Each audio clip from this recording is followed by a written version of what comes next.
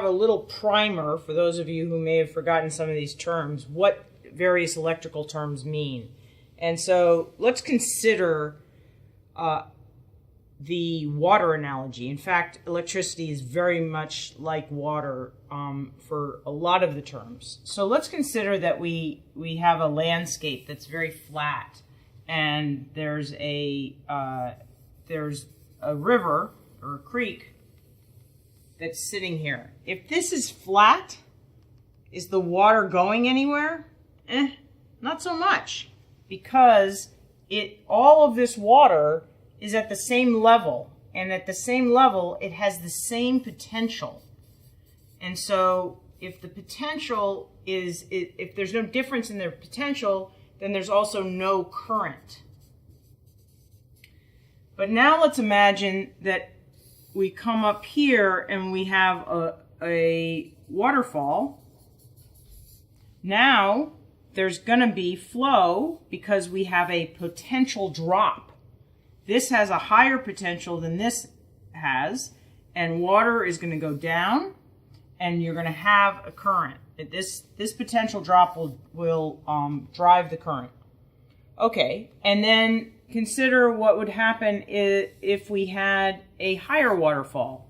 Well, this would have a greater potential than this would, and we would have more of a drop, more of a potential difference, and a higher current. One last thing to consider, if we now look down on this and we push this water through an opening that's this big versus an opening that is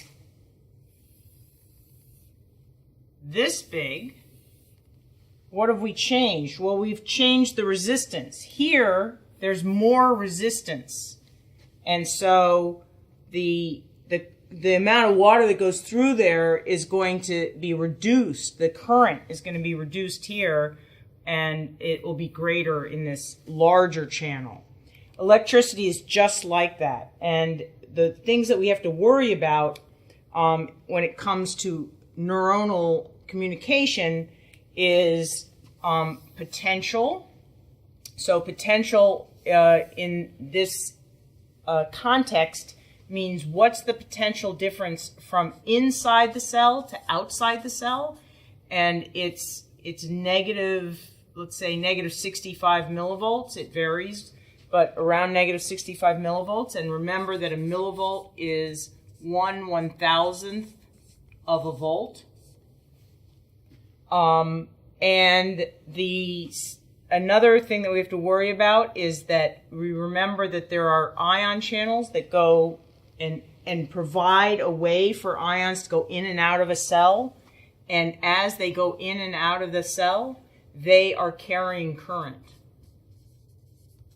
And finally, this whole cell has a resistance.